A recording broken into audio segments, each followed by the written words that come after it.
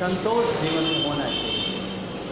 हमें अपने चेहरे से संतोष नहीं है, हमें अपनी आंखों से संतोष नहीं है, अपने कान से संतोष नहीं है, अपने होठों से, अपनी जीवा से, अपनी वाणी से संतोष नहीं है, हमारे हाथ पैरों से संतोष नहीं है।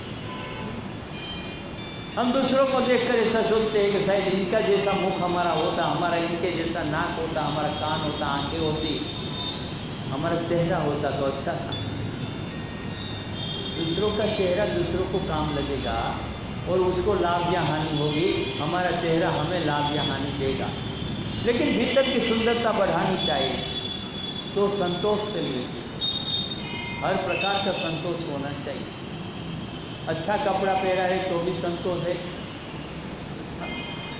कुछ अच्छे कपड़े नहीं है तो भी संतोष रखना, अच्छे चप्पल नहीं है, अच्छे बूट नहीं है, जैसा भी है लेकिन उससे संतुष्ट होना।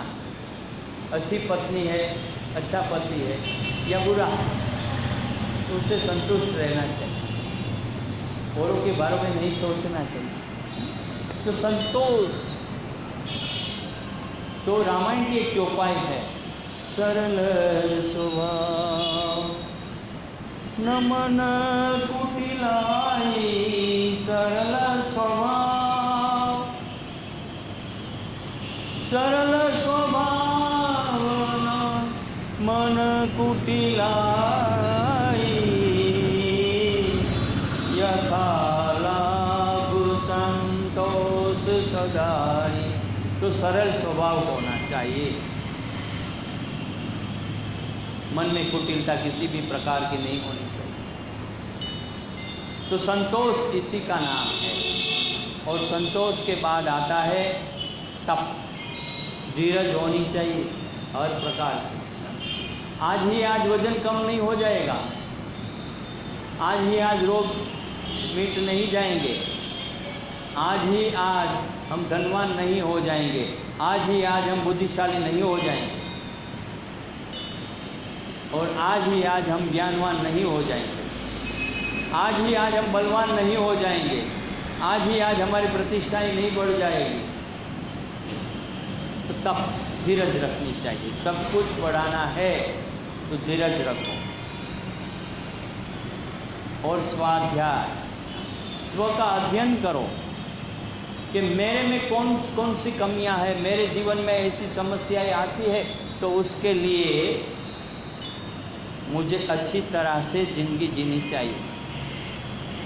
हर प्रकार की समस्याओं का समाधान हमारे भीतर छुपा हुआ है, तो उन शक्तियों को बढ़ाने के लिए हमें क्या करना चाहिए, उसी के बारे में सोचना चाहिए। नहीं कि ये सोचना चाहिए कि कब होगा हमारे जीवन में परिवर्तन, कब होगा, क्यों नहीं होता, क्यों नहीं होता। अरे बदला करो अपने जीवन को, अपनी राहें बदला करो, अपने रास्ते बदला करो, तो अवश्य कहीं ना कहीं से आपकी मंजिल मिल जाएगी।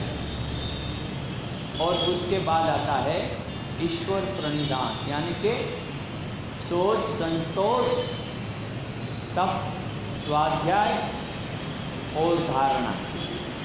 मतलब किसी भी अच्छी धारणा करके जिंदगी जीना शुरू कर दो, अच्छा मकसद लेके जीना शुरू कर दो, तो आपके जीवन में अवश्य परिवर्तन आएगा और आप जैसा जीवन जीना चाहते हैं वैसे जीवन की प्राप्ति होगी।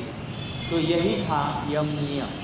ओम गुरुर्ब्रह्मा गुरुर्विष्णु गुरुर्देवो महेश्वरा, गुरुर्साक्षात् परब्रह्मन् तस्मै श्री गुरुवे नमः। अखंडमंडलाकार व्याप्तेन चराचर तत्पदर्शितं येन तस्मै श्री गुरुवे नमः। तस्मै श्री गुरुवे नमः। तस्मै श्री गुरुवे नमः।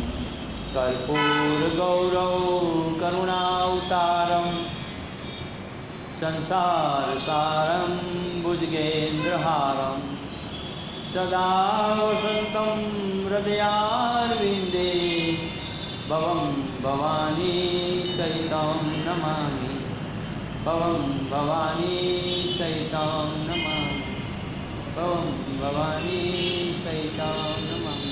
બંને હાથની હથેળી ઉપર લઈને ઘસીશું, આંખો ઉપર લગાવશું, હથેળીઓમાં આંખો ખોલીને ચહેરાને મસાજ કરતાં કરતાં હાથ હટાવશું, બંને પગ લાંબા કરી તપતપાવશું, પછી આ ટકરાવશું, ડાબું પડતું ફરીને હળવે હળવે જતા કરશું.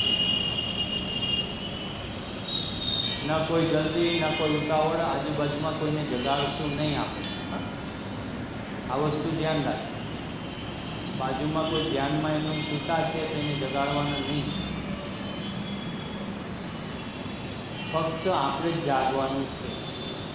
એટલે ભગવાન નરસિંહ મહેતા, ભક્ત નરસિંહ મહેતાએ બહુ સરસ મજાનું નાનું એવું ભજન ગાયું હતું, પ્રભાતિયું.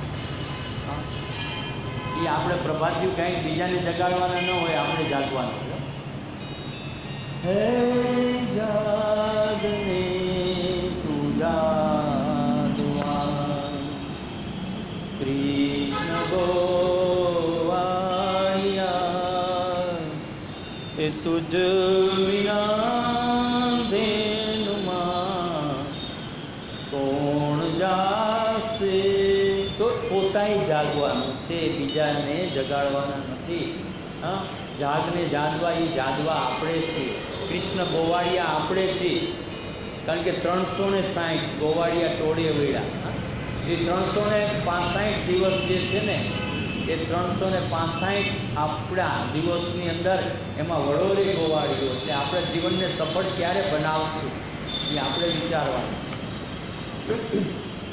હમ યોગ કરાયેંગે, સબ રોગ ભગાયેંગે,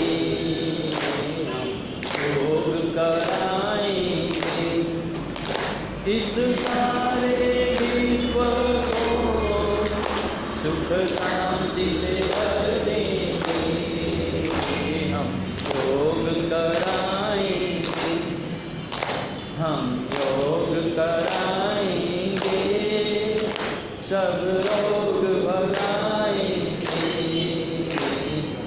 योग कराएंगे. ओम यो शांति अंतरिक्षम शांति, पृथ्वी शांति, रापः शांति, रोषधय शांति, वनस्पतय शांति, स्वदेवाः शांति, ब्रह्म शांति.